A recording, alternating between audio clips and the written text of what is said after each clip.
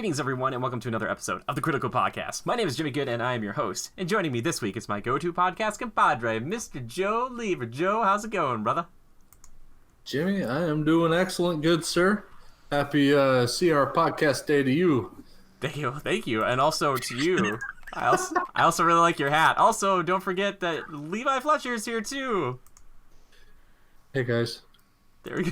Nailed it. We did it. Miss you, Levi. We just see, yeah, exactly. He's out there raiding or doing something. We honestly don't know. Anyway, World of Warcraft, man, Blizzard, they got him. Anyway, if this is your first time joining us here, we like to talk about movies, video games, TV shows, theme parks, music, anything in entertainment that we love so much. I mean, I'm wearing a Cuphead shirt right now, okay? So, like, I bought this for myself after I beat that game because it was a rite of passage for me because that game's hard. Anyway, this week we're going to do something a little bit different because the news isn't that crazy. Yes, the Emmys just happened, but guess what? I don't know. I'm not really into TV lately to the same extent, but, you know, with all the streaming services, eventually I'll probably be like, I hope The Mandalorian picks up some awards. But for now, I want to do something a little bit different because The Joker comes out, I believe, next week or the week after that. It's coming up here soon. And what better time to talk about some of the greatest DC villains of all time. Our top 3, baby. I don't think we've done this one yet. I hope not, because if we have, maybe it'll change from what we said last time, but I'm pretty sure this is not a topic we've discussed. I hope. Anyway, Joe, would you like to start off with your bronze winner? The bronze? Yeah, not Bronze Tiger. Haha, unless it is Bronze Tiger. You know, here's an interesting... Okay.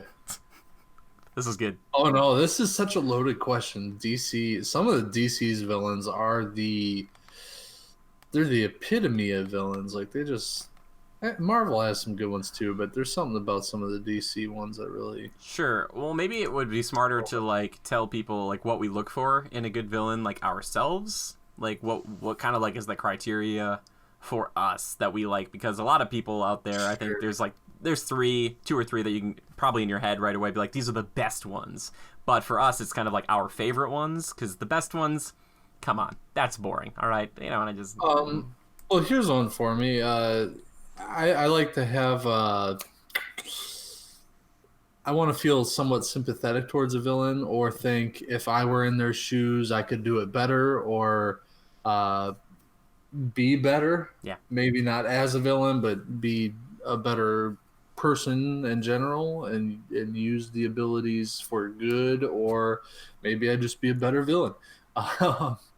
You know, but somebody who's sympathetic, I think, in Marvel, I feel like to a certain extent, you can be sympathetic or kind of share a similar thought with Thanos. Yeah, mass genocide and all, probably not the best idea, but you know, you get the point of what he's chipping at, right? Yeah, like, yeah. I get it. It's just it should be more selective. I'm just kidding. Yeah, kill all the bad people. No matter how you say it, but yeah, kill all the bad people or something. I don't know. Either way, you get what he's chipping at. So you somewhat understand his logic. It's not like he's no fool or idiot, but it's just horrible thing regardless. But I like villains like that, or anti-heroes, somebody that you can kind of understand a little bit, or there's a bit of humanity there that you can kind of cling on to. Other examples like Venom, and I know there are many others, I just can't, not off the cuff. Yeah. But those are some of the things I look for. Obviously, you know, the shallow things, the more shallow items, like, you know, cool aesthetic or cool powers, just cool persona and life in general, you know. So yeah, I mean, those are all the things that ring a bell with me. So I'm always looking at that, and they got to have style. They got to walk the walk, not just, you know, be labeled a villain, right? That's true. Yeah. Okay. Somewhat easy in general, but so my third one, believe it or not. Oh, well, there's some. I was just Googling a list of DC villains, and there are some that are like, that exists? Yeah, there's some weird ones out there for sure. Very weird ones. He's only Googling them because he wants to refresh his memory. He came completely prepared. Look at him. He knows what he's doing. You know, I thought I could get the 5 real easy, but I'll be honest, like 3 through 5 would have been grasping at straws Well, we're only doing 3 though. without. I know, I Oh, know. I okay. was thinking, I forgot when I was coming into this. So Whittle it down. You can do honorary mentions at the end if you want. I'll do that. Why don't you go with yours first? Whoa, I get to go first? Okay, well, Yeah, I'm sorry. I'm tossing it back on your lap. it's like I defer it to him, he defers it back to me. That's fine because I want to talk about what makes a really good villain. I'm talking power, baby. I'm talking, these DC's superheroes are insanely powerful. Like I love Marvel, and don't get me wrong, there's some crazy as like powerful people over there. But like the base power level of just like the Justice League is like insanity. Like it's crazy. So you got to have somebody who not only can go toe to toe with one of them, I want toe to toe with multiple of them. And I'm not talking necessarily just physicality. I'm talking about mentality, baby. All right. And for the first one, I want to talk about who takes my bronze for me personally, always has been. And guess what? They done him dirty recently as Doomsday.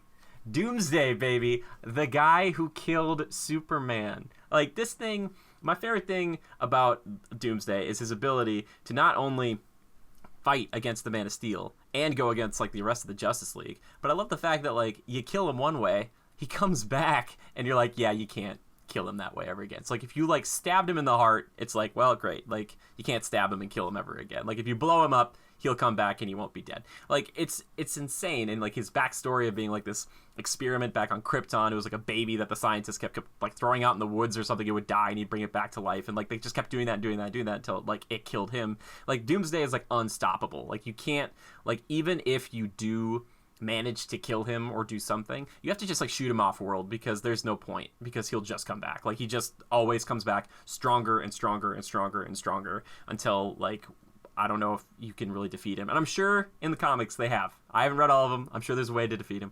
But from just kind of the base understanding and his look, I've always really appreciated that too. Sometimes it doesn't look super good. Like, I love you, Smallville. They tried their best with what they had, and it looked okay. But, like, I don't know. I'm talking, like, the comic look of Doomsday. Because even in, was it Batman vs. Superman Dawn of Justice, he looks not super great. And this new phrase I'm using, which is they done did dirty to Doomsday. Like, it's just like, oh, man. It's just, like, they needed to give him his own movie because he's that scary. He's like the Hulk.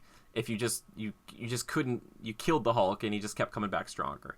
I just really like Doomsday, man. There's something, and he's just straightforward. There's not like he's also hyper intelligent. Like, I'm sure in some variations he is, but like the one I'm thinking of is just like, I'm gonna kill Superman, and it's just like, all right, I like Doomsday. Joe, what do you think of Doomsday? I think that's a really good pick. It was kind of on the tip of my tongue as well, but I kind of like how they did him and or portrayed him in Smallville. I don't think he was necessarily done poorly. I think it was pretty cool. Pretty cool. Oh, I think I have my 3, Jimmy, and a couple honorable mentions. Okay, I'm a well, good that's good. shaker. I just meant like he didn't look good. Like when they finally showed his real form, like the makeup was kind of, it was okay. Yeah, I suppose. Smallville did a lot of tough things and did it just well enough to get by. But yeah, him and Batman vs Superman. What did you think about that? Well, I was just talking about that because like I feel like they still did him dirty in that movie because there wasn't enough time with him. I thought it was kind of weird. Oh, Like I for wanted, sure. I wanted Yeah, he more. was pigeonholed in there to get to a end that just ooh, Yeah, DC just forcing it down your gut. yeah. So not as Horrible. great there. I'm not as big a fan, but Yeah. yeah. I But think it anyway, was hideous too. it was hideous. I guess I get it, but yeah. So my third, my bronze. Uh oh. What is it? Leaving us in suspense. I was gonna say it. Man Bat. You lie. Man Bat's scary, man. He's scary. Dude, I know nothing about him. Oh, Man Bat? Yeah, he's freaky. Yeah. He's cool.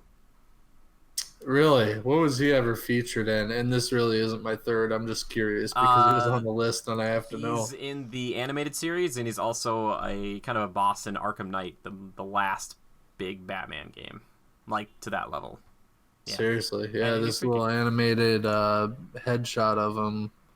He's Is it scary. a headshot? I don't even know. Yeah, it's like, ew. Freaky. Yeah. Freaky. Um, okay. So my third, man, it's tough because I kind of flip flop them around a lot.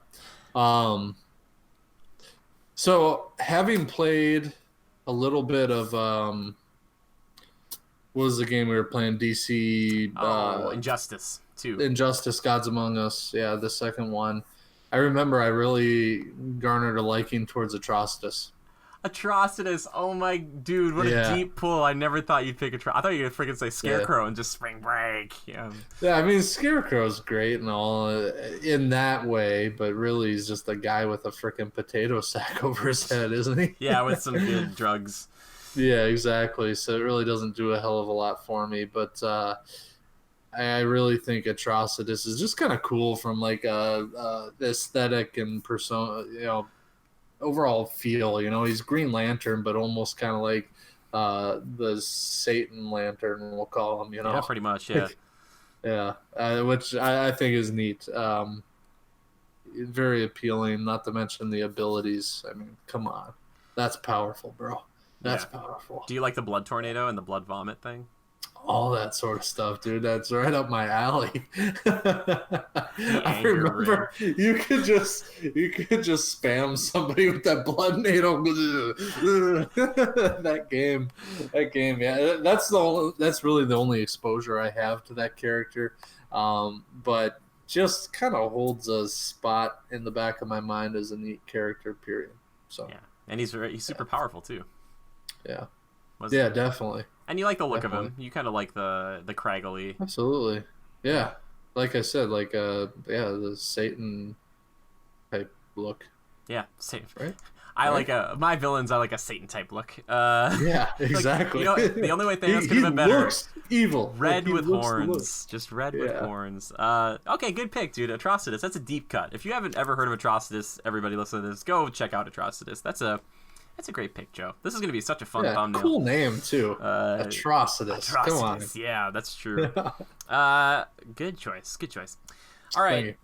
It's kind of tricky for me, because there's so many villains, and I was just saying, like, Doomsday, the thing I like about him, and some of the villains in the DC universe that I really enjoy is, like, their ability to fight the entirety of the Justice League.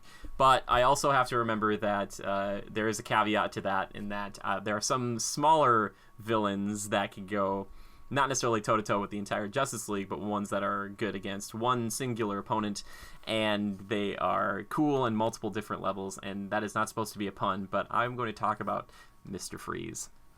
Mr. Freeze is a character that I've always really enjoyed, and I know a lot of people think he's a No, look out, I'm going to freeze you. Nailed it.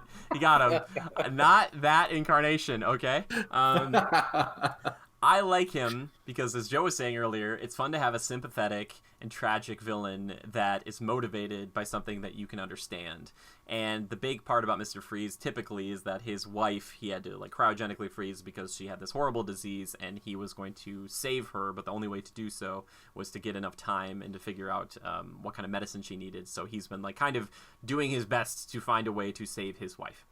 Now, you have this guy who is not strong by any stretch, physically, but he makes this cool cryo suit to kind of preserve himself and keep himself alive, that it makes him a terrifying opponent. And the fact that he's also very, very intelligent makes him kind of like Bane, in that he's kind of got these multiple ways to fight Batman, but it's more of that kind of mentality that's so scary, because you're like, okay, if this guy wanted to, and he has had a few chances, he could really kill a lot of people. And not that he hasn't, but there's just something about him that, when he's fighting Batman, you're like, I get it. You understand what his motivation is, and you're like, he's doing it for his family. He's trying to save his wife, and he doesn't want anyone to ever get in his way.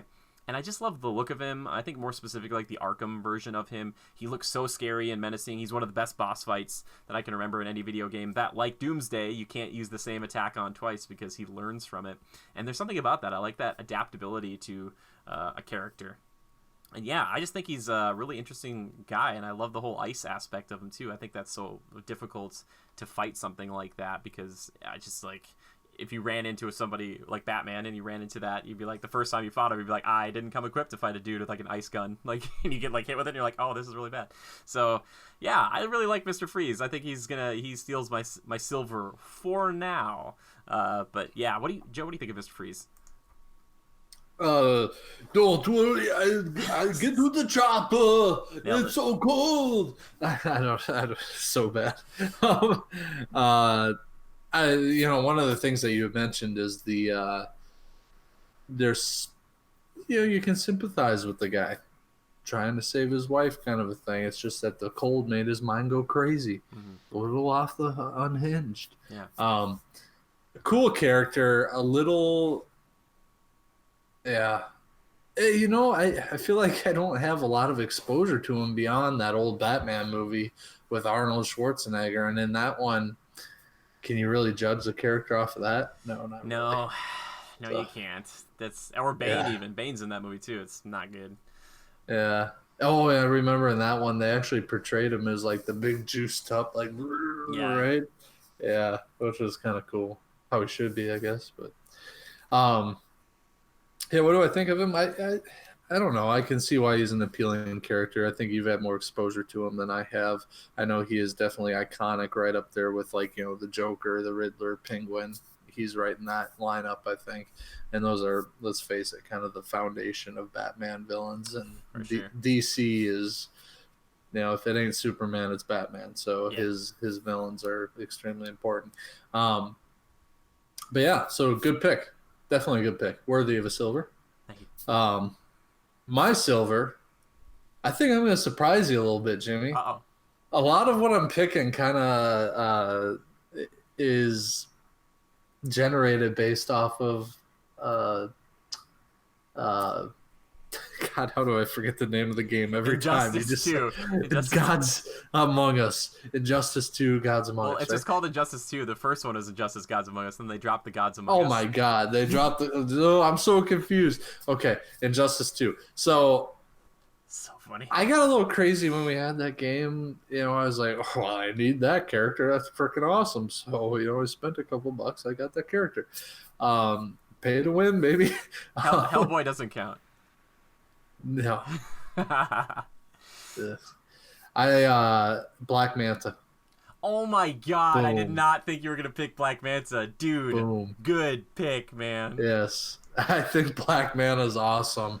And that game kind of inspired the pick, not to mention the way he was featured in the most recent Aquaman film, which that Aquaman film got a lot of things right.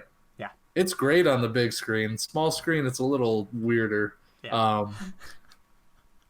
I don't know what it is. It's hard to take all that movie in. You're just like, yeah, this is freaking nuts. What they're doing underwater is pretty off the chain here. But I really like the he's kind of he's a modern day pirate, right?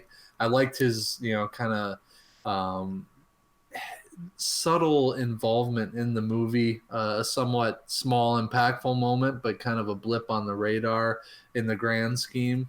I know a lot of people thought that I think it was Sicily fight scene was probably one of the best moments. It was cool. It's so cool. I love that he kind of took that technology, made it his own, and you see one of the most iconic DC villains right there, who sits at the what is the DC villain group? You're talking about like the Legion of Doom? Is that what yes. you're talking about? Yeah, he sits at the head of the table, doesn't he? Like when? Black Manta sits at the table, Legion of Doom.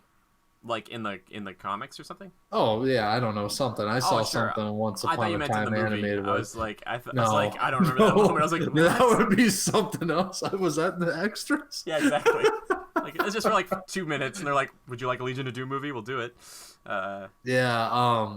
But no, he is. You see the birth of an extremely iconic character in that movie, and for what seems to be good reason, his dad dies and all that, and Arthur may be a little rough on them, but they are horrible people. They just killed a whole submarine full of people and Arthur just like tough noogies and Yeah. walks out on him. I mean, I think most people would have, but Yeah. yeah. So is he really just in being so thirsty for vengeance?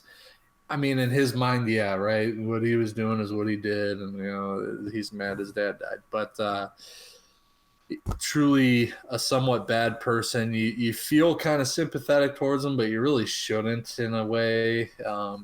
What they were doing was pretty horrible. So um, I just aesthetically, ability wise, really awesome, and it's cool to see the man behind the mask too. Forever, for as long as I can remember, I thought, well, Black Manta, he's like a fish underneath that thing. I don't know what he looks Perfect. like. It's just the helmet. That's all. It never comes off. I don't know. So it was kind of cool. You get that more intimate feeling with the characters. So there's actually an attachment there. Like I want to see more of him, and he'll be back, right? Yeah. And smart with the technology and all, and kind of altering it to be his own, and really just cool, really cool. And in that Injustice 2 game, man, he was badass. He was powerful. Oh yeah, for sure. Yeah. Really cool. Joe, that's... But yeah, that's my silver medal pick there. Dude, Joe, what a good pick. I was thinking about that. When I think of Nice. Aquaman, I do think of that moment where they show him. It was in the trailers too, like where he is like standing in and amongst those columns and he's like blowing stuff up, or like you just see him in his full outfit, and it's like so comic accurate, and you're like, they did such a good job with his outfit, all practical. Yeah. Ugh. It looks so good. And I like that he is kind of like like an Iron Man type of pirates, but he's also, when he fights Aquaman, he's like a Batman to Superman type of situation where he's got like the gadgets, he's got like the blades and stuff. He's like just trying to hurt him with whatever he can, because he's like, I'm just a guy like with this really cool suit, and I kind of hate this other guy, and I'm gonna try to kill him if I get the chance. It's like, okay, yeah, if a guy a little bit. Like that, if a guy showed up like that with that armor and stuff, and like was a pirate, if like Iron Man were a pirate, it'd be really hard to stop him. Like he'd be like, I don't know what to do. So yeah, man, Black Manta's a really good pick. He was an excellent character in that game too. He should have been the base game. I was like, who are you gonna pick for a villain from Injustice 2? Not to mention Black and Red, baby, Black and Red. It's true, Black and Red. I'm very drawn to those. Who isn't? Those colors are so good. I think before we do our first picks, we should go through our honorary mentions here kind of quick. So maybe we can kind of bat them back and forth, or maybe I can say like 2 and then you can say 2. What do you think? Should we just go one after another? Okay. Okay. Yeah, no, I like that. I just hope that you don't pick my gold winner. I hope I won't pick your gold winner. First, I think you know who it is. Maybe. One I want to start with, though, I did want to bring up Brainiac. Dude, I was just gonna say Brainiac myself. Like he was in my list a little bit. Dude, like in fact, between him and Atrocitus, because obviously I'm more familiar with Brainiac. Yeah. All versions of him have been amazing. From the games, the animated series to Smallville, even Smallville figured out a way to do Brainiac and not like make it weird, right? Yeah. Yeah, that's true. Because he was like the professor, right? Yeah, he was like a professor that became friends with Clark, but all in all, he was Brainiac and total big bad. So I like, and I've always really enjoyed the aesthetic version of him from the animated series, like the one with like the 3 dots on his head or whatever. Sure. And he just kind of sits around. He's just like a cold, calculating, like super alien Kryptonian computer or whatever he is, and he just basically just like wants to know everything. Like he won't stop until he knows everything, and he's kind of like a Thanos type, or like an Annihilus type or whatever, where he's just like one man, like who's just got like control of all these other things, and he can just be that strong because he's just kind of sitting there. Like, I don't know, because he's just kind of sitting there. He's so powerful, he doesn't have to move. You know what I mean? Like he can fight everybody, and he can just be like, he's like, yep, you're all just like insignificant to me. And sometimes he'll kind of be like, oh, you're interesting. Like he really is interested in Superman. And I remember hearing Man of Steel 2.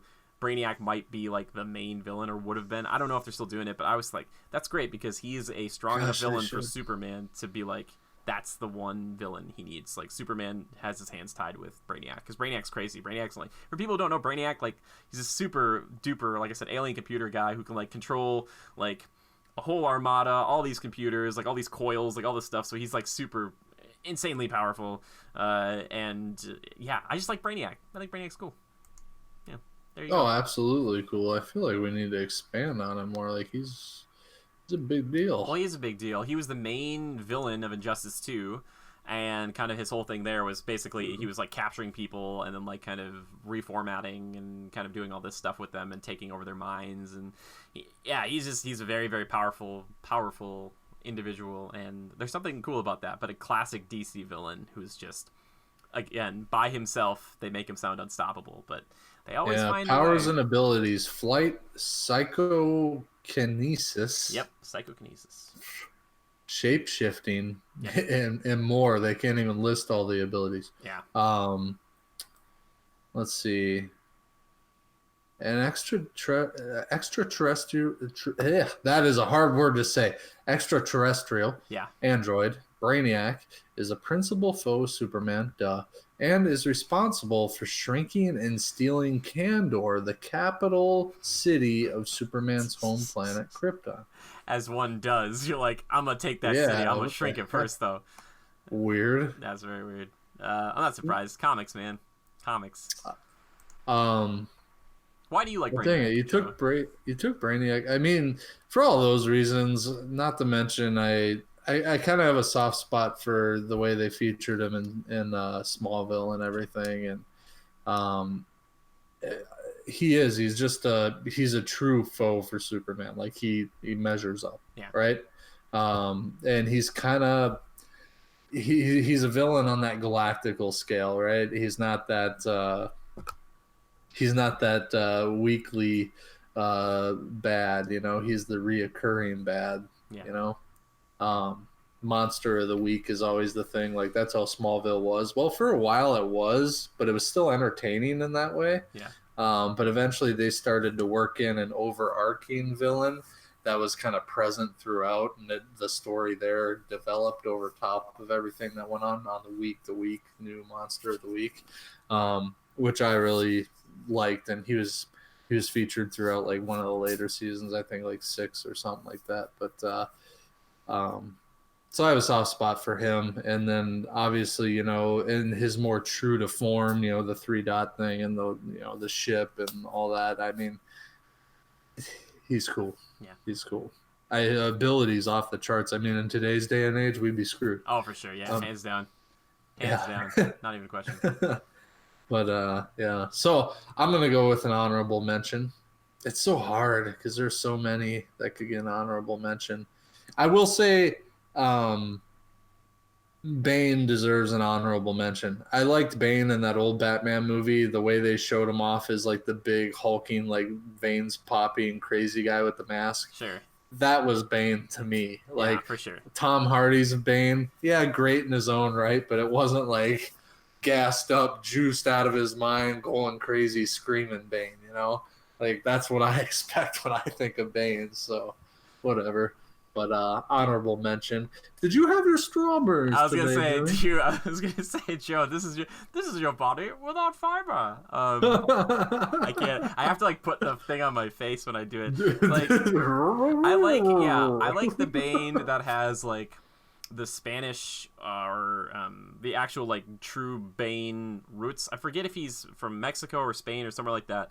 But like Bane, you're looking for the Lucha Libre face mask thing. A little bit, but he still has venom. Like in the Arkham games, they do show him to be like that. But he's like a mob boss, but he's like a dictator too. So he's got like a little bit of like Victor Von Doom to him too. And that, I love that combo. Like you're saying, like he's all the brawn, but he's very intelligent too. And I like the juiced up version, but I like it when it's also part of being like the smart guy, like the guy he like broke the bat and buried the bat. You know what I mean, kind of thing. It's like that kind of stuff I like. So yeah, dude, Bane, that's a good pick.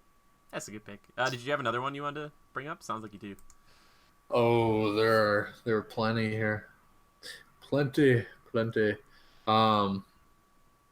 Poison Ivy was always pretty cool. We won't get into that, but that's fine. Sure. I'm like scared to say your gold now, just in case, because like I was like, oh, we'll each do like 2 or 3, and I'll be like, oh yeah, but I'm like, I don't want to take his gold just in case. You better be careful. Yeah. What do you think of Bizarro, Jimmy? Does he rank at all? Is he an honorable mention, or is it too weird? For me, I'm more a Zod guy. Like, if I'm going to do Superman that's weird, I'm going to do just Zod. And when you think Zod, you're like Man of Steel Zod, right? I love that version of him, and that to me is the Zod. Like, I know people know from like the old Superman and from other things, but there's something about like take Superman and give him the one mission to protect Krypton, and that's his whole thing. And he's also like a general. He's really like well versed in military stuff, and how quickly he learns the abilities too. And I know people give that ending so much crap. Where like Superman didn't save a lot of people.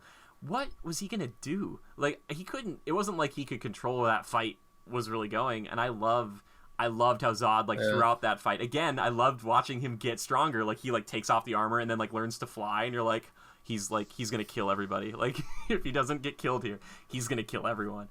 I like Zod so much, and I think he's the best villain right now that DC, those movies, has put out.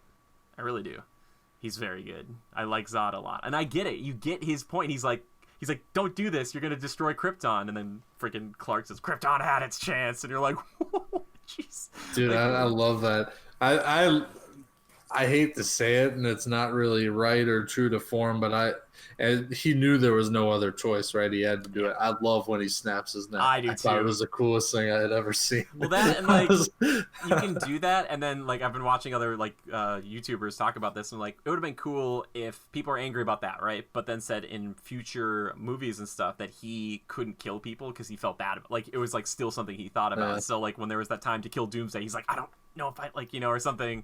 Like it should have been some sort of a process. I don't know. I just, not that Doomsday was like a moral problem, but yeah. And the fact that Doomsday is Zod, which is super freaking weird too. Like it's like they did Doomsday dirty. That's what they did. Anyway, yeah, I Zod over Bizarro.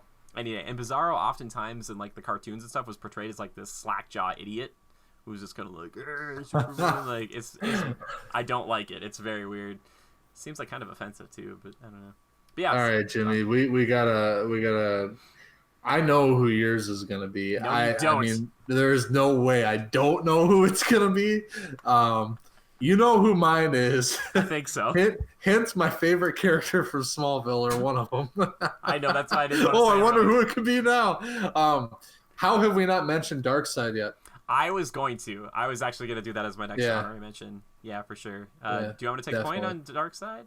Darkseid? Yo, by all means. Galactical force of evil. Yeah. The Omega symbol. Dude, Darkseid is like Thanos before Thanos, right? Like, and I don't remember who came first, but I've always known of Darkseid, spelt Dark, Darkseid, but still Darkseid. Kind of that Brainiac mentality too, where he's like, the thing is he holds dominion over like so many people. He's got his cool crazy base of I think it's like Apocalypse, like this big like crazy sphere, and is insanely powerful, just like his own strength, his durability, like what he can do. I think his most iconic thing obviously are his Omega beams, those kind of the lasers that can like trace you no matter where you go. And there's only like one, I think Batman might be one of the only people to ever maybe dodge them somehow. I don't know. Also, I think Batman, that was like his one time like in more recent comics that he actually killed somebody because he had like a gun that was meant to like kill Darkseid, and he like shot him with it. Even Batman's willing to kill this dude. That's how bad this guy is. Like, he is that bad. And like his whole goal is to get this anti-life equation so he can just like control everybody or kill everybody or do whatever he wants to do. He's just pure evil. There's not like a, oh, like his family was starving, you know, or like, you know, it's not a Thanos backstory. It's like he's just like, no, I'm gonna kill everybody. And he is so strong that like it takes all the Justice League to stop him. Like he is a god. He is a god. Like he like Brainy. Like he like you look at Brainiac being like super high up, like like freaking Darkseid's just like, man. Also his look. I really like his look. And obviously we've seen plenty of versions of other characters that look similar to him. There's still something iconic about him, the Omega symbol, the Omega beams, and all that stuff. And I'm glad that DC has held off showing him because I feel like they could really quickly butcher him. But we've had so many kind of teases to him. It's just like, I just want to see him. Like, I'm sick of Steppenwolf. I'm sick of the Omega symbols. Just like, let's go, you know? But they got to get Superman and Batman to be like on board first because you don't want to fight this guy without those boys. Yeah. Yeah, they gotta meld together a bit more. The pieces have to fit, right? Yeah. But along with Darkseid, I think you do have to mention Steppenwolf. I think there's an honorable mention there. I think, it was kind of everybody who knows anything about DC villains is thinking, well, Steppenwolf is just like the precursor to Darkseid. Like, Steppenwolf isn't a big deal, but he's a big deal in his own right. I mean, I don't know. Superman came back and made light work of I was him. gonna say, I was like, don't. I can't believe you're defending Steppenwolf right now. No, get him out I of think here. he's got an awesome name. I mean, the name alone. I mean, that would freak me out. A name like that. I think that's cool. Steppenwolf. It's Yes. very like. It's almost like Norse mythology Yeah, type kind of stepping on out of here, maybe. baby. We don't need him. I'm just kidding. Either way, very cool. I mean, he was pretty damn powerful and was probably gonna kick ass until Superman showed up, right? Yeah. But he's basically like Darkseid's bid doer, like do my bidding, Yeah. kind of guy, right? So lackey, so to speak. Even though he's his uncle. Yeah. Weird, right? Yeah, weird. So you'd think older, more experienced outranks him, or I don't know. Yeah, it's weird. Yeah, but anyway. Either way, yeah, cool character. I liked the look or the design of him in Justice League, the real movie, in the DC universe, or whatever it is now, or if that even is a thing. I don't know. But he was cool. Maybe could have been done a little better, but I mean, they got the evil look down and kind of galactical and somewhat legit. It wasn't too far-fetched or weird, or plain Jane for that matter. But I think worth a mention. Are there any others? Any others that really hit for you? I mean, there are some classics that you could go on and on. Yeah. I mean, there are some great ones, but we're talking tops here. We're talking about our favorites too, and my favorite is not. I will tell everybody right now. I know a lot of people love the Joker. The Joker is not my favorite. Is definitely not Joe's favorite. I know everybody loves the Joker. He's great. Mark Hamill does it best. There, I said it. Heath Ledger was great, but Mark Hamill's better. I'm just saying. But yeah, I think. Ooh. There are like three more that we gotta mention. All right, mention. And this is interesting. Hit me up. For a little while there, I did get into The Flash. CW's The Flash. Yeah. I think that's a good show. It's a good show. Sometimes it's a little like, could you get any cheesier? Yeah. Like, you know, every once in a while, it's like, if you're trying to appeal to like teens and like, you know, early 20s, that market, maybe not quite so cheesy. Yeah. I mean, it is teens and like young adults, right? Yeah. Okay. Kind of. I'm a young adult, right? We're young adults. We're young adults. Honorable mention. I think Zoom is cool. I like the character that played Zoom and everything in that show. Zoom is a cool concept. I like all that. Not Reverse Flash. Like the Reverse Flash, is he the one that had the black suit and always? No, that's Zoom. Reverse Flash is the yellow.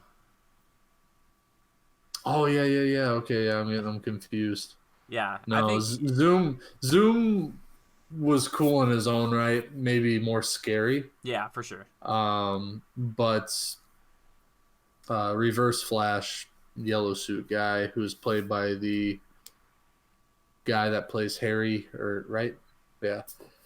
I think he was pretty cool. Harry? Who's Harry? Harry, right? Harry's the old professor-y guy. Sorry. Right. No, you're right. I'm sorry. I was thinking of two different Reverse Flashes. It's because wait, is he Eobard Thawne that changed his look? That show got confusing. Yeah, it did get confusing for that character a little bit, but yeah. So either way, Reverse Flash cool. I think Zoom was cooler because he was a little more scary. Yeah. I remember to get you into that show, there was I feel like I was watching it with you, but like speedsters weren't like your thing, and then there's like one moment in one of the first few seasons where a bad speedster like looks at a bunch of cops and is like, and he goes all around and they're like all their necks snap, and you're like, well, okay, I guess I'd take super speed. You know what I mean? It's a superpower, pretty good. I was like, it's got to show that a villain is like really scary, powerful, and you're like, okay, yeah. Super speed is kind of OP, but for sure, yeah. Unless you're Superman, anywho, you can see through it. Is Zoom? Who is the one in the most recent season? Spoiler alert. Was it the big suit guy that turned out to be Barry in the future or something like that? Not Cervantes. That's the pirate from freaking. Yeah, what was his name? It's like I know what you're thinking. It's like Silas or Sai something. Sylar, Yeah, he's like an ancient. They said he was like a speed god. and he was like Yeah. the fastest thing ever, and that was a And cool he season. was, but it turned out to be Barry. Well, that, and I like the whole idea that he was this overarching villain, but they were like, they knew what was going to happen, so they're like, oh, if he kills Barry's love interest, who I cannot think of her name right now, like that moment, when I got to that moment in that season, I was like, oh my god, this is really intense. Like, you're like, don't, like, don't. I know that was pretty intense, and leading up to it, it was kind of weighing on you, right? Yeah. What's going to happen? And I forget what happens. He does stay. I don't remember. I'm I forgot sorry. how that worked out. Damn it. I Maybe gotta watch back next to watch. season. Yeah. I'm behind a season. Yeah, Zoom was cool. The black suit guy, he was kind of really gave you the. He was impactful, I thought. Sure. I thought you were gonna say Captain Cold. He's my favorite. Captain Cold, yeah, good one, man. Yeah, Nice. he's so great. Nice. Yeah. Especially from that show. I like the guy who plays him in that show. I think he brings that character into the light and makes him worth paying attention to. Very cool character. I watched that show for him because, and the first season of Legends of Tomorrow, I watched it for that guy because he is so talented, and he just fully like leans into the corniness of the role. Just the way he talks, the way he walks around is just full character. Yeah, Oh and I don't even know that it's corny. I just think it's kind of well done. I like his draw a little bit. It's kind of cool.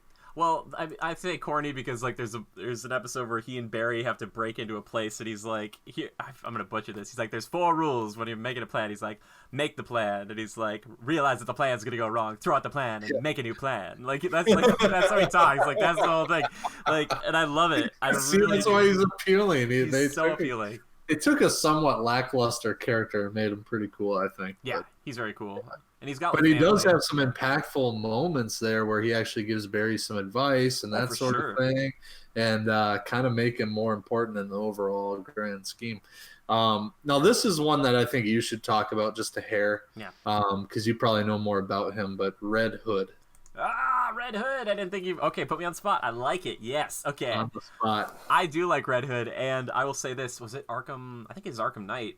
You do get to play like a level or 2 with him if you got like the special edition, and that's great because it's like the first time in a game that you get to like finish off your combos with guns, and it is so nice to not be like, I have to like knock this guy out. You're just like boom boom boom boom, and you're just like, I'm done. So Red Hood, I do like Red Hood a lot because you take like, all right, what happens when you basically kill Robin and Robin doesn't die, like Batman's Robin, and he comes back and he's like, hey Bat, like, you know, if we would have killed Joker a long time ago, we wouldn't have these problems, and from now on, I'm going to kill every bad guy.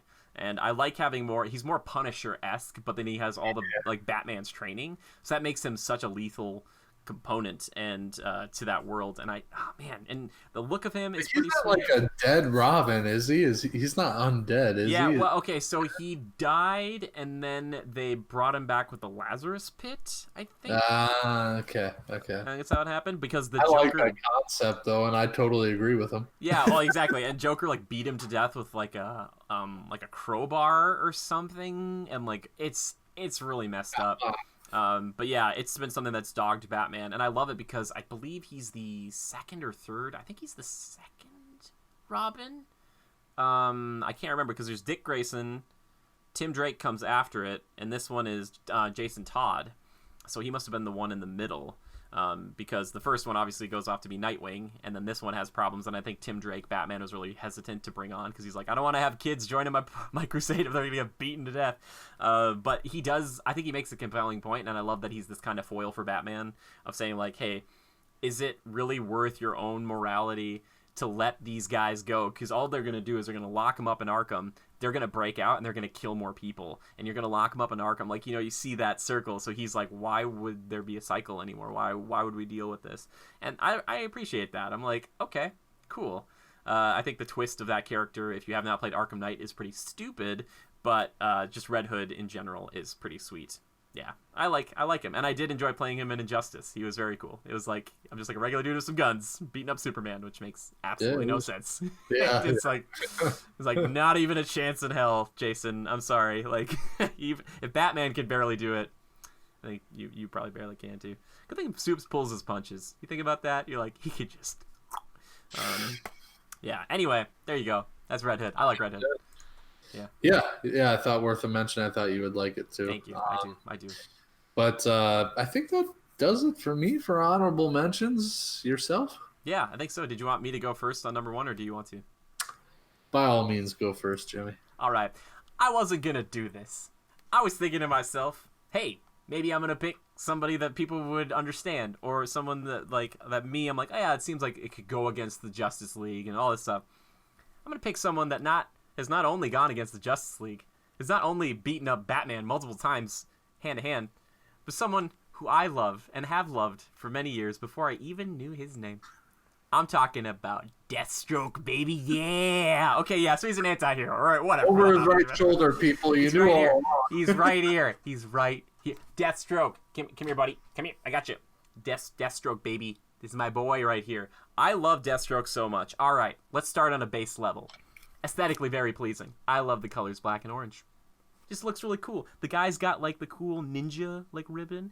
Got sword or staff on his back. He's just like got all these like ammo pouches and guns and stuff. He's got the look, walks the walk. He's got the look. He's gonna walk the walk. And I heard he was decent in the first Injustice game, but he's very spammy. He had the guns, so he just sit across the stage and shoot people.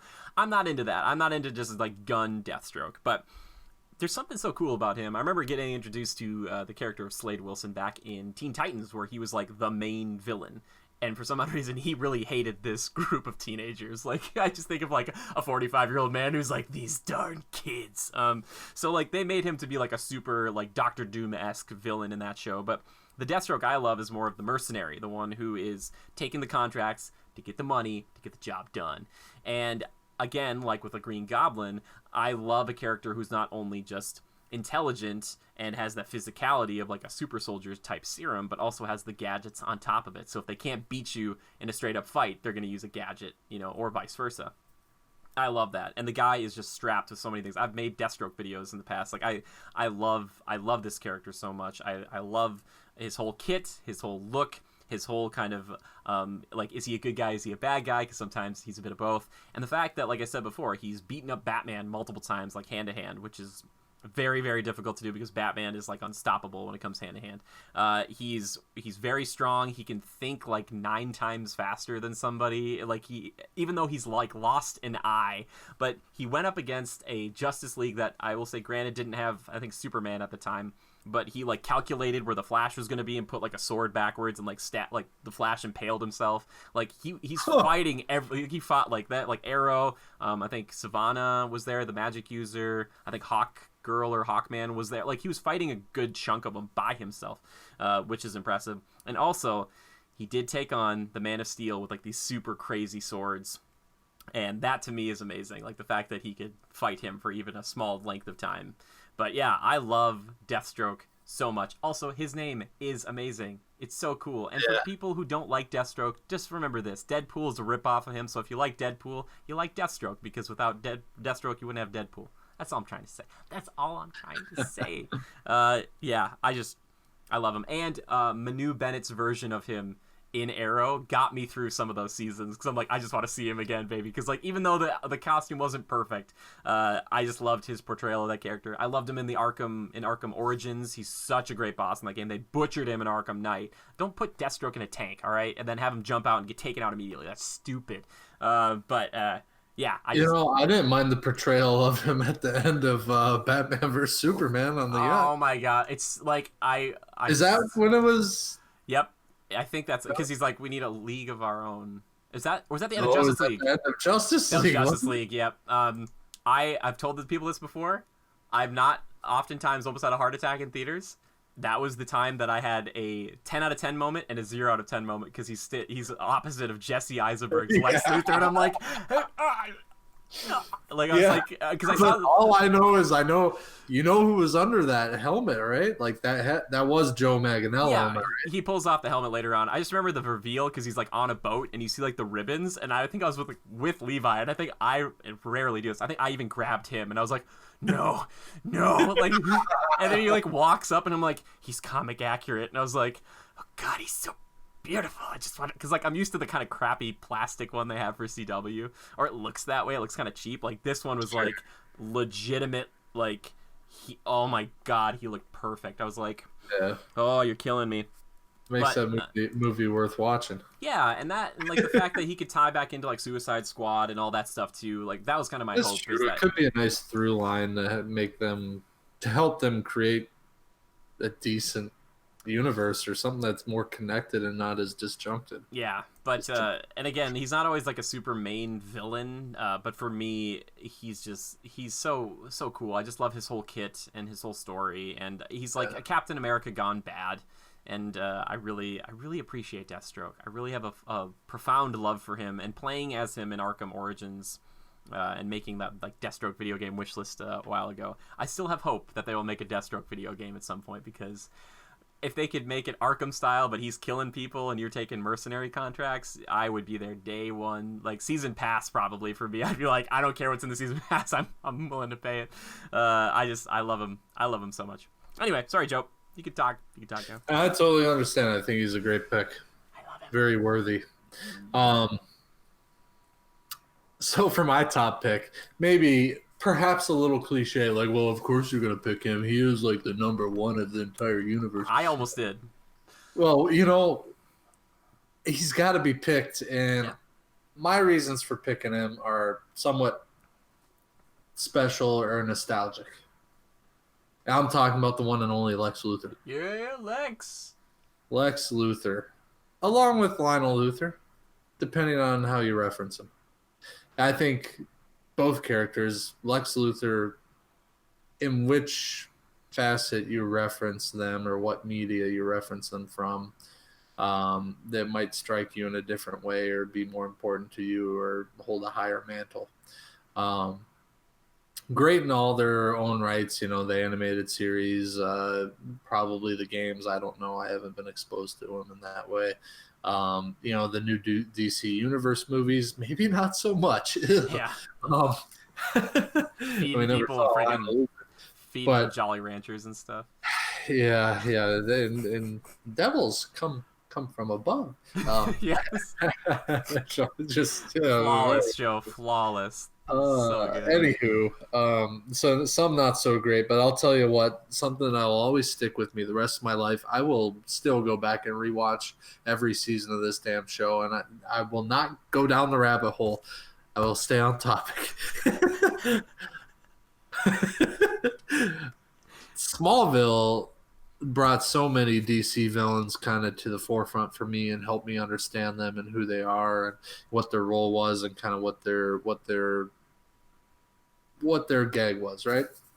And with none so more than Lex Luthor.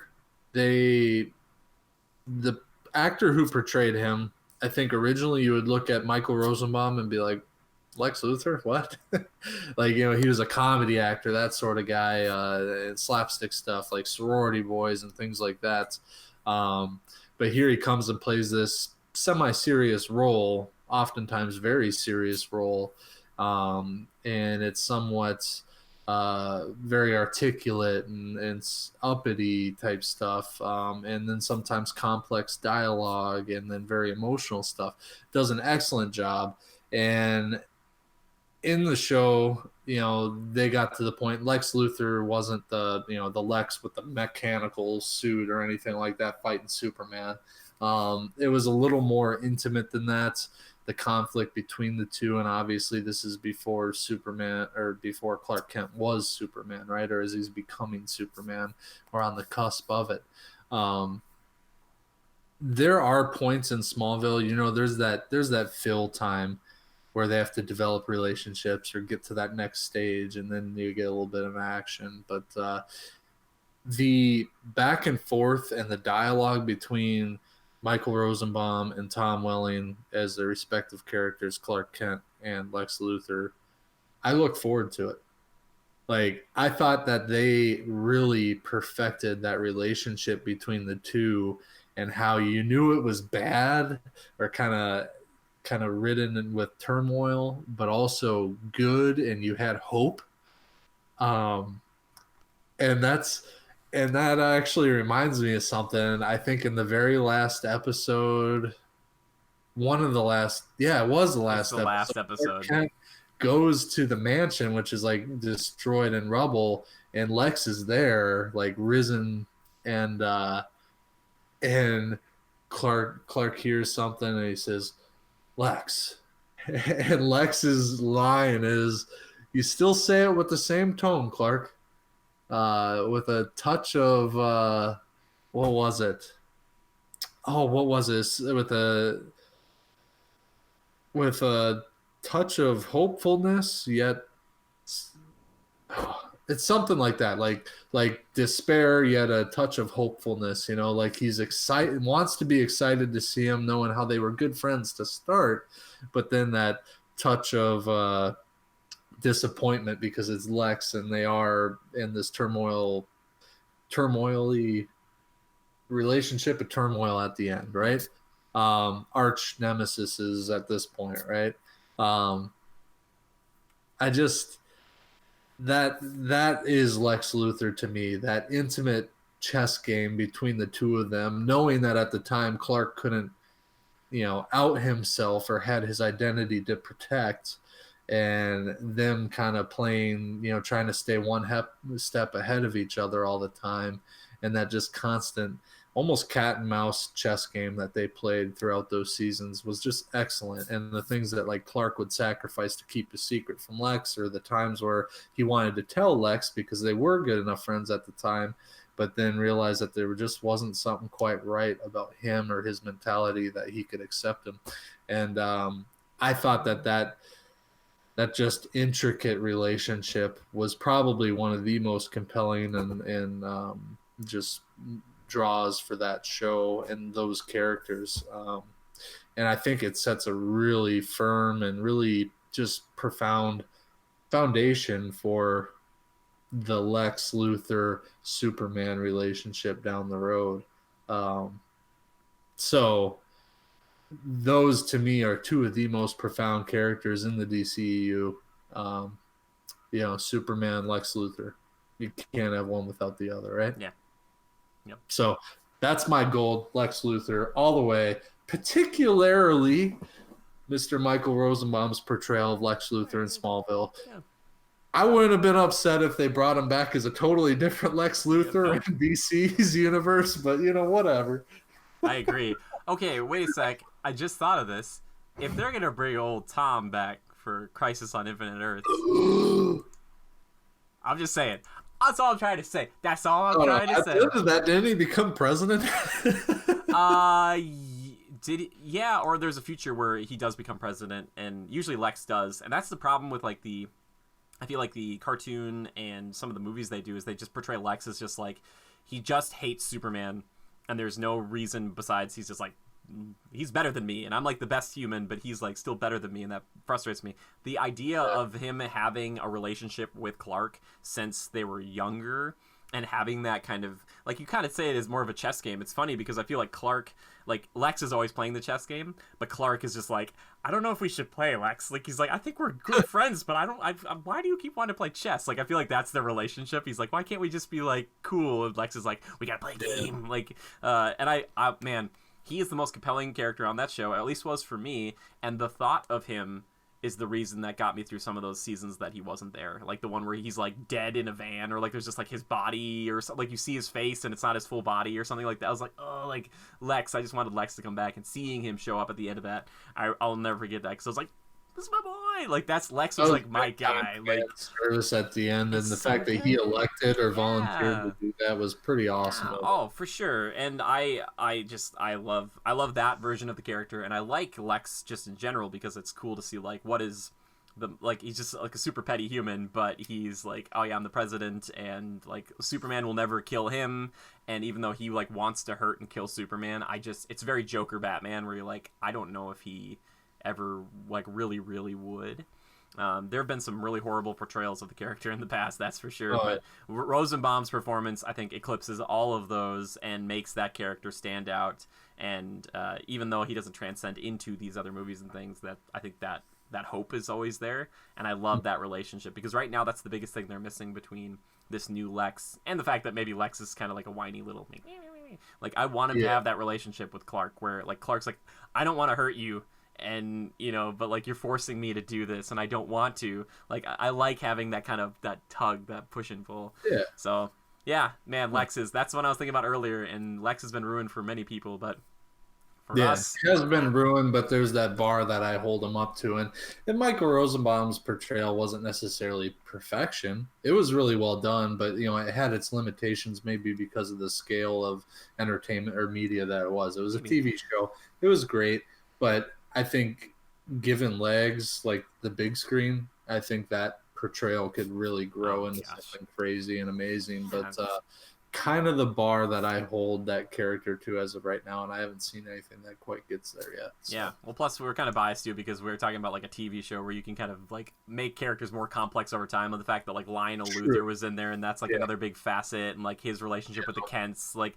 all of that stuff. They're able to is develop super that cool. character and hone him to get to that bar, whereas you get an hour and a half, and so you throw what's his name, Jesse Eisenberg, Gosh, in there. yeah, it's very bad. Yeah, that version of Lex, but Lex in general, like I said, is still such a cool character, and I like thinking of like, what if Iron Man were like a bad guy, and like wanted That's to like, essentially what you have, and right? he wanted to kill Thor really badly. Like he's like, I hate Yeah. that guy. Like, and it's like, ooh, okay. Damn hammer, always dropping places. I've got holes in my floors at home. Exactly. He's like, I just want to study the hammer for like 2 days, and he's like, no, it's my hammer. He's like, I want to study it. Yeah, dude, good pick. So, to recap, Joe has Atrocitus. He's got, was it Bane?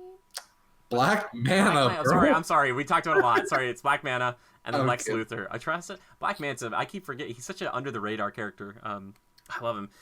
For me, Doomsday, Mr. Freeze, and obviously my boy Deathstroke. But I'm interested. To be honest, though, I would like to make a swap out. I kind of like, based on what you've told me about Red Hood, and I have limited exposure to him, but I honestly think Red Hood and the background that you gave me of him is a very cool character.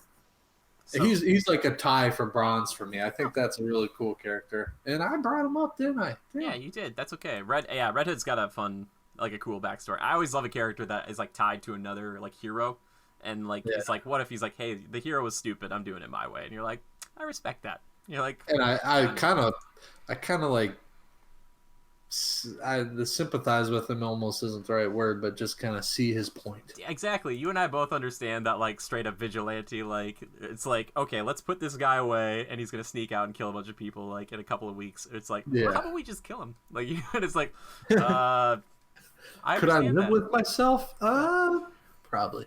Yeah, exactly. Well, it's a superhero world, baby. It's a crazy world. It's not the world in which we inhabit. But if it were, I'm not saying it is. Not that it ever would be. We'd be. It's like that show, The Boys. Are they like all murderers on that show? I don't know. But yeah, Red Hood is cool, and the fact that Batman has to deal with that, I think that's cool. It like gives Batman more layers. So many. Poor Bruce Wayne, man. That poor son of again.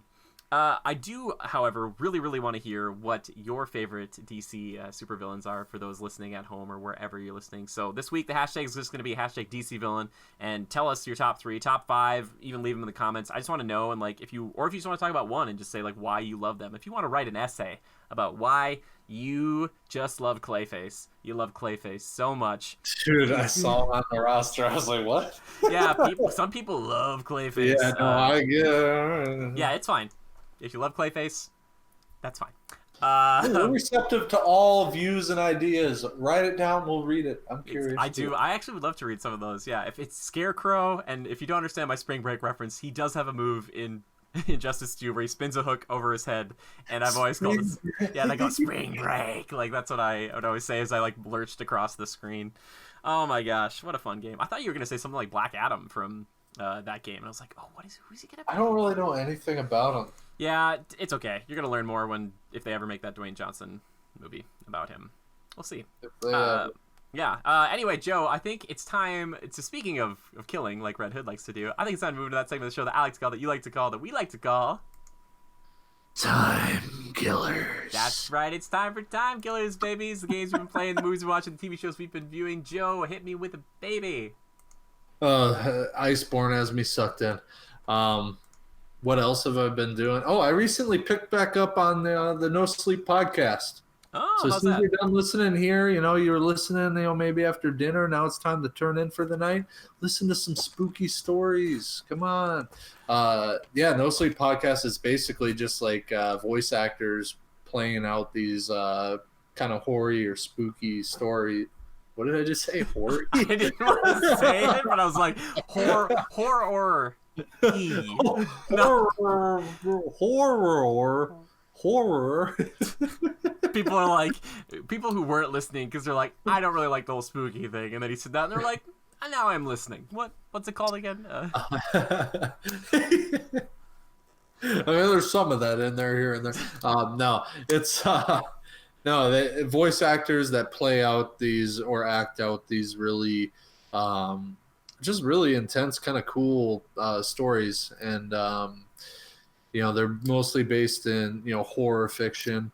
Some of them might get like a hair sci-fi, but not really. It's mostly like legitimate, Halloween time horror.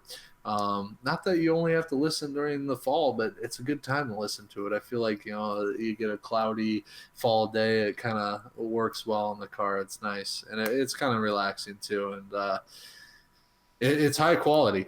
They have all the sound effects and everything, like, and as Jasmine opened the door, and then they bring it to life, and it truly is, they're acting it out. It's not just some guy narrating, and then she went to the kitchen, and then she went over here. It's none of that. It's literally like 5 people on a panel on mics, recording this, and it's really cool. So, when you're done listening to our podcast, check it out. But yeah, that's been basically what I've been killing time with, and I'm sorry I'm snapping my AirPod case. That's fine. Trying to think of what else. I've been playing a little 50v50 ground war on Call of Duty, but that ain't nothing new. Sure. Oh, I was watching a stream today just prior to checking yours out when you were playing Monster Hunter, and for PlayStation 4 owners who play Call of Duty Blackout, they just came out with a big update. The whole theme of this update is superheroes and villains, comic book stuff. That's cool. So it actually is really cool. Like, all the skins are superhero themed and stuff like that. They have emotes and everything, weapon skins. It's really crazy, really neat. And then they introduced a new game mode, and there are respawns and stuff, but it's quads. You go in, and they give you a jetpack ability, so you can do the jumping thing, but it's not like ridiculous. It's not. It's kind of like the old multiplayers were in like Black Ops 3 or 2, I don't know, whatever, where they had jetpacks for multiplayer.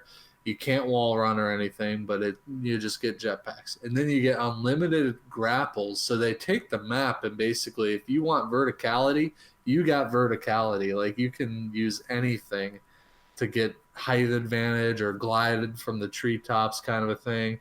And they also went as far as to change the graphics. So the actual graphics went to a more cartoon poppy look, with a lot of contrast and very high texture.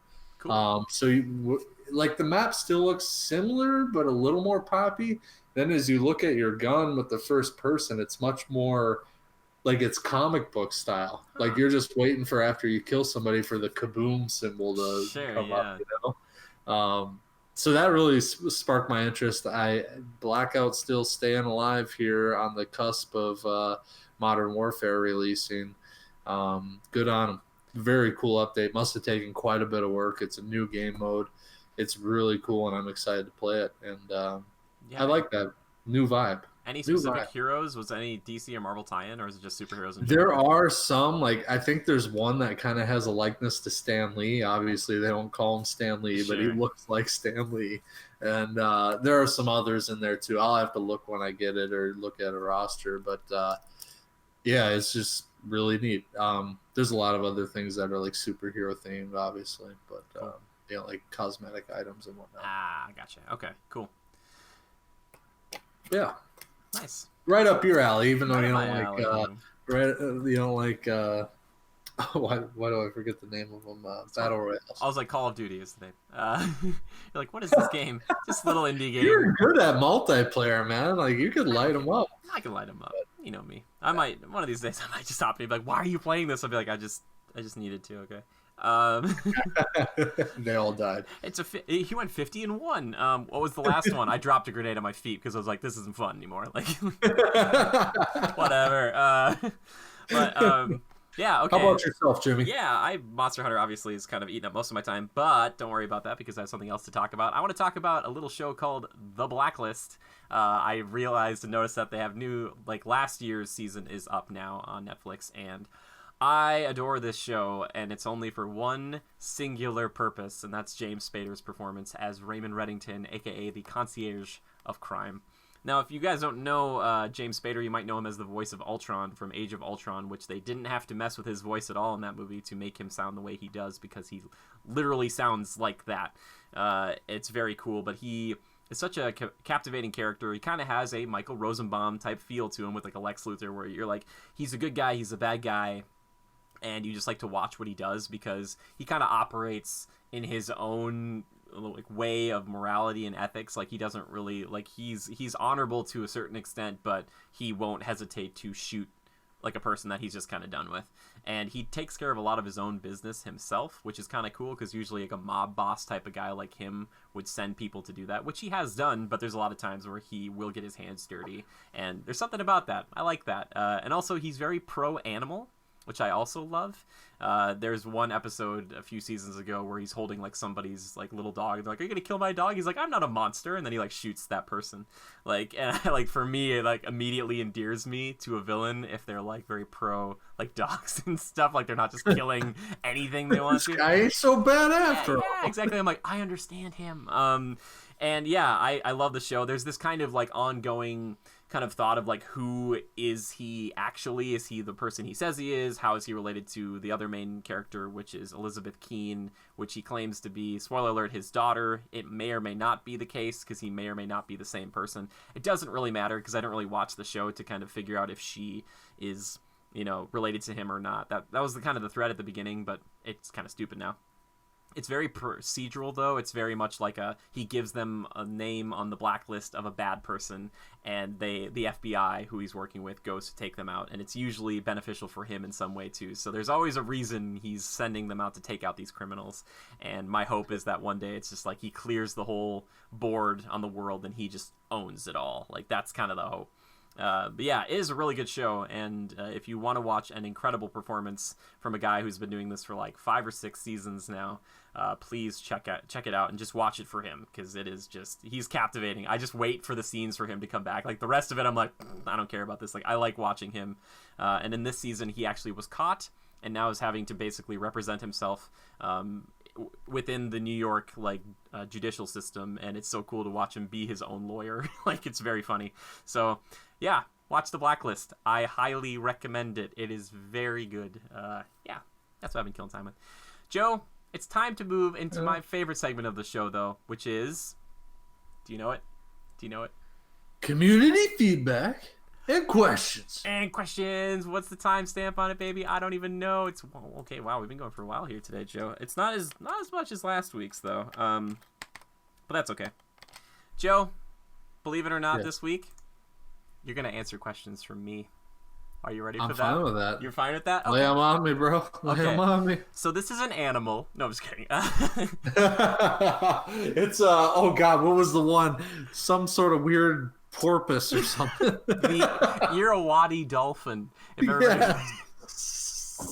Because I have to be a bad guy. Shame on you. Well, it's either that or it's like leopard, and you guess it in like 3 seconds, and you're like, "Is it a carnivore?" I'm like, "Yes." You're like, "Is it spotted?" And I'm like, "Dang it!" Like, he's like, "Cheetah or leopard? I could do this in 3," which is great. All right, Joe. I love that game.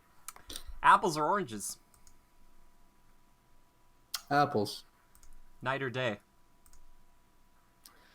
What are we doing here? Answer the Night. question. Night. Okay. Coffee or Canada Dry?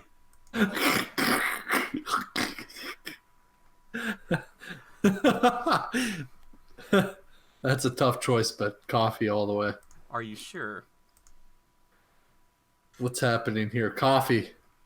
We just lost our Canada Dry sponsorship, Joe. Gosh darn it. I knew they'd do it. But Canada Dry is like lunchtime. I have to have coffee every day in the morning. It's like I have to have. Don't you have lunchtime every day? Yeah, but I run out of Canada Dry because the sponsorship's been running a little dry. Breakfast or dinner? Dinner. Times a million. We're starting to see a trend here. Okay, cats or dogs? Dogs. I feel like you hesitated there. Oh, wow. Because I was making sure Haley wasn't standing around the corner. Waiting for your cat to show up. She has a cat. So, yeah, the cat's probably behind the couch here. Like, I'm going to kill it. You mean we have a cat, because you guys... Yeah, I know. It's her cat. Okay. Trucks or motorcycles? You're horrible. What kind of... Both. I'm sorry, Joe. Both together. I put the motorcycle in the truck. You can't. Oh, God. Motorcycles. Why? Why? Yeah. Because they're more invigorating. They bring life to you. They just breathe life into you. Feel the open road wind in your orifices and... Did I take it too far? Yeah, there's something about motorcycles, racing them, riding them on the road, off-road motorcycles, all sorts of motorcycles. Too much fun. And they're just badass. Sure. Trucks are great and utilitarian and all, but there are cars too. I can get one of those. Corn or Slipknot? Corn, 100%. Oh my gosh, that was amazing. Last question: movies or video games? Oh, that's mean. I need them both, but video games. Okay. Why? Both you can experience with friends, but I feel like video games are more timeless and more consistent and can sometimes be a lot more fun and engaging. Okay. Excellent.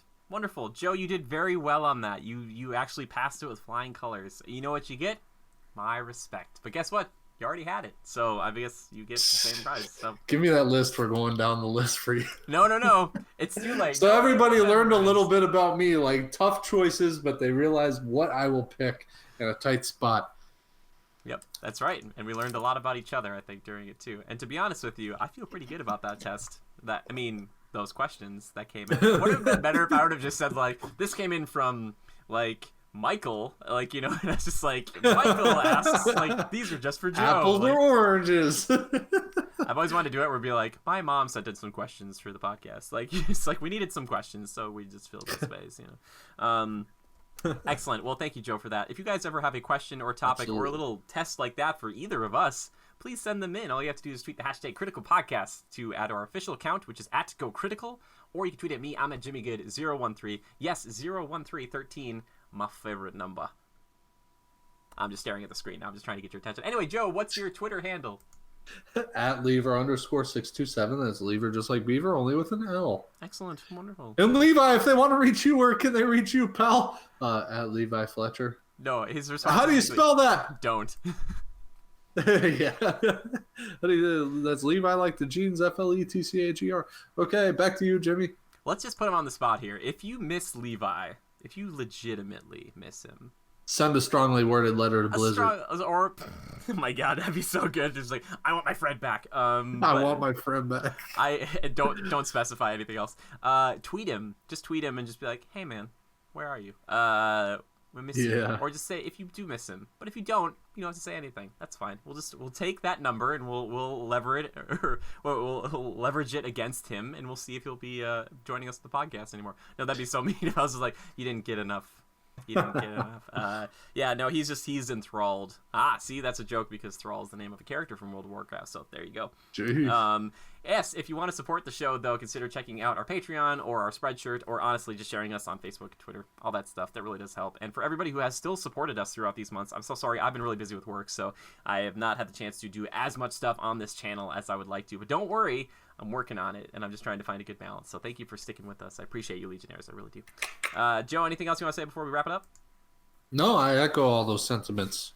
Oh my gosh. Good podcast, Jimmy. You too, Joe. Joe, you're just you're a good man with a good vocabulary, and I appreciate that. I love talking about myself. Those questions are fun. I know you do. I was like, whatever I do, if we don't get any community feedback questions from now on, I'm just gonna start asking you random rapid fire questions as fast as I can think of them, because that's exactly what that was. So I was just like, think of words. That was pretty good. You made that up, huh? Yeah. I'm. You knew the difficult ones too. Trucks or motorcycles? I know which buttons. Video games or movies? Jeez. I know, and I'm like Haley or Mustangs, and you're like, oh God. Yeah.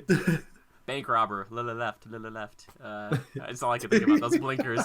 Dude, I love those blinkers. Anyway, yes, exactly. And don't forget the hashtag DC villains for or villain if you guys have one you want to talk about. I'd love to read them off next week. That'd be kind of fun.